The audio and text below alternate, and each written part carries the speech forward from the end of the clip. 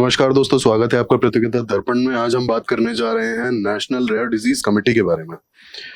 हाल ही में Delhi high court ने एक स्टेप लिया जो पेशेंट्स हैं रेयर डिजीज वाले, उनकी प्रॉब्लम्स को एड्रेस करने के लिए और केंद्र सरकार यानी सेंट्रल गवर्नमेंट की रेयर डिजीज पॉलिसी को इम्प्लीमेंट करने के लिए एक 5 मेंबर पैनल बनाया जिसका नाम रेयर डिजीज कमेटी। आप ये देख सकते हैं, द हिंदू का आर्टिकल है, Delhi high court steps in for the patients of rare disease sets up a panel to implement centre's policy, national rare disease committee.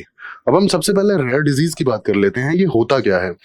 Basically it is all about prevalence, कितने लोग affected हैं population में, जो ratio है। अब varying definition है यहाँ पे, लेकिन रेयर डिजीज की जो नॉर्मल डेफिनेशन है अगर आप देखेंगे, या तो 1 in 10,000 से लेकर के 6 in 10,000, मतलब पर 10,000 अगर 1 से 6 केसेस आ रहे हैं पर 10,000 तो वो रेयर डिजीज में काउंट होगा। बेसिकली अगर बहुत ही ज्यादा कम लोग अफेक्टेड हैं किसी चीज से, किसी डिजीज से आई मीन, तो वो रेयर डिजीज में ऑटोमेटिकली आ जाती है। यहाँ पे अगर हम एग्जांपल देखें रेयर डिजीज के, तो lysosomal storage disorders, cystic fibrosis, muscular dystrophy, haemophilia और कई सारी ऐसी डिजीज हैं जो रेयर डिजीज में काउंट होती हैं। अब यहाँ पे अगर हम कुछ डेटा देखें तो लगभग 6,000 से 8,000 रेयर डिजीजेस हैं, ठीक है। और इनमें से आप अगर देखोगे तो 5% भी नहीं है जिनके लिए कोई थेरेपी है। इसका मतलब है कि more than 95% of the rare diseases have no therapy और ट्रीटमेंट। सेकेंडली एक और चीज आप देखेंगे, 80% जो रेयर डिजीज हैं ये जेनेटिक होती हैं, यानी पेरेंट्स के वजह से बच्चों को हो जाती हैं। अब या तो पेरेंट्स में वो डिजीज खुद होती हैं, या फिर बहुत ही ज्यादा सप्रेस्ड होती है पेरेंट्स में, जो कि बच्चों में कई बार आके वो दिख जाती हैं, या फिर पेरेंट्स कई बार करियर्स होते हैं उन डिजीज का, ठीक है।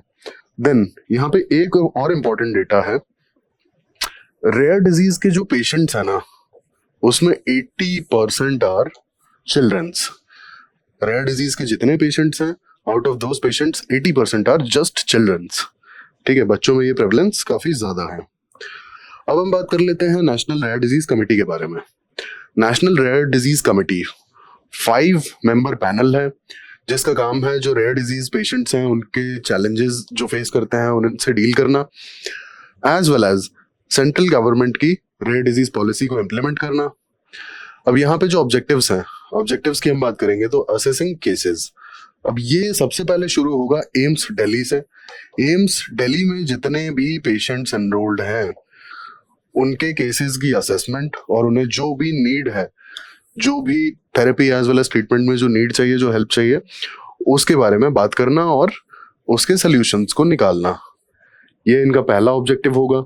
दूसरा ऑब्जेक्टिव है implementation of the rare disease policy. Rare disease policy 2021 की कोई इम्प्लीमेंटेशन के लिए अगर किसी तरह की गाइडलाइन बनानी है या किसी तरह के कोई सॉर्टेड से रास्ते चाहिए तो उस पे काम करना और इम्प्लीमेंट करना। Third, collaboration and coordination. अब coordination between medical practitioners, medicine या फिर therapy providers and government bodies, इनके बीच में coordination and collaboration with other agencies which are working on the rare disease policy implementation. Lastly, treatment accessibility. Treatment accessibility as in I already told you कि 95% rare disease के case में कोई भी treatment या therapy available नहीं है। तो अब जिन डिजीज के लिए अवेलेबल है एटलीस्ट वो एक्सेसिबल हो, थोड़ी सी अफोर्डेबल हो, ठीक है। तो इसके बारे में काम करना, ये इनके ऑब्जेक्टिव्स के बाद कही हमने नेशनल रेयर डिजीज कमेटी के। अब हम नेशनल रेयर डिजीज पॉलिसी के बारे में बात कर लेते हैं 2021। इसका अगर एम देखेंगे, increase focus on indigenous research and local production of the medicines. Secondly, lower the cost of the treatment, and thirdly, to detect the rare diseases as early as possible and to start the therapy और the treatment. अब यहाँ पे जो provisions हैं इसमें हम देखेंगे कि कैटेगराइजेशन किया हुआ है रेयर डिजीज का ग्रुप 1, ग्रुप 2 और ग्रुप 3 में। क्या है ये ग्रुप 1, ग्रुप 2 और ग्रुप 3? बेसिकली ग्रुप 1 वो डिजीज है जिसमें सिर्फ और सिर्फ 1 टाइम ट्रीटमेंट की जरूरत है, ठीक है। ग्रुप 2 वो डिजीज है जिसमें लाइफ लॉन्ग ट्रीटमेंट की जरूरत है, और ग्रुप 3 जो डिजीजेज हैं ये वो डिजीज हैं जिसमें लाइफ लॉन्ग ट्रीटमेंट की तो जरूरत है, लेकिन साथ में चैलेंजेस भी हैं, जो कि कॉस्ट भी हो सकता है या फिर कॉम्प्लिकेशंस भी हो सकती है ट्रीटमेंट की। तो ये हमने डिवीजन को देखा है, जो कैटेगराइजेशन है रेयर डिजीज का। अब आते हैं फाइनेंशियल सपोर्ट पे। तो यहाँ पे 50 लाख तक का फाइनेंशियल सपोर्ट है वो सारे पेशेंट्स के लिए जो रेयर डिजीज से सफर कर रहे हैं, अगर ये अपना ट्रीटमेंट किसी भी सेंटर ऑफ एक्सीलेंस में कराते हैं। ठीक है। देन राष्ट्रीय आरोग्य निधि, इस स्कीम के तहत 20 लाख रुपए एडिशनल दिए जाते हैं अगर कोई भी पेशेंट ग्रुप 1 में जो भी डिजीजेस लिस्टेड हैं उससे सफर कर रहा है। तो centre of excellence, overall 8 health facilities को सेंटर ऑफ एक्सीलेंस का जो टैग है वो मिला है, और इन्हें फंड्स प्रोवाइड किए गए हैं for the upgradation, like machines, labs और उन सब के लिए अपग्रेडेशन के लिए 5 करोड़ के फंड्स प्रोवाइड किए गए हैं। National registry of the patients of the rare disease, ये भी बनाई जाएगी इस पॉलिसी में। अब लास्टली कंसर्न्स रेज्ड की बात कर लेते हैं। Lack of sustainable funding for patients with group 3 disorders, prohibitive costs of drugs for rare disease, limited global and domestic manufacturers of drugs for rare disease। अब सबसे पहली बात है ग्रुप 3 डिसऑर्डर्स, हमने जैसा कि देखा था जिनके लिए लाइफ लॉन्ग ट्रीटमेंट चाहिए, साथ के साथ कुछ कॉम्प्लिकेशंस भी हैं, वहां पे फंडिंग का इशू है। ऑब्वियसली अब जो हमने देखा था कि 95% जो रेयर डिजीजेस हैं उनके लिए किसी तरह का ट्रीटमेंट या फिर मेडिसिन अवेलेबल नहीं है। इसका मतलब ये है कि स्पेसिफिक ट्रीटमेंट अवेलेबल नहीं है।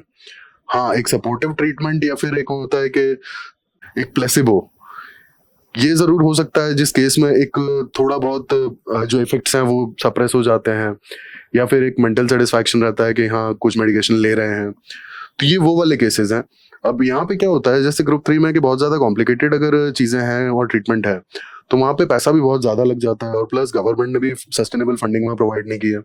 Secondly, prohibitive cost of drugs for rare disease, अब एक्चुअल में बहुत ही ज्यादा हाई कॉस्ट होती है, लोग अफोर्ड ही नहीं कर पाते हैं अगर हैं भी तो।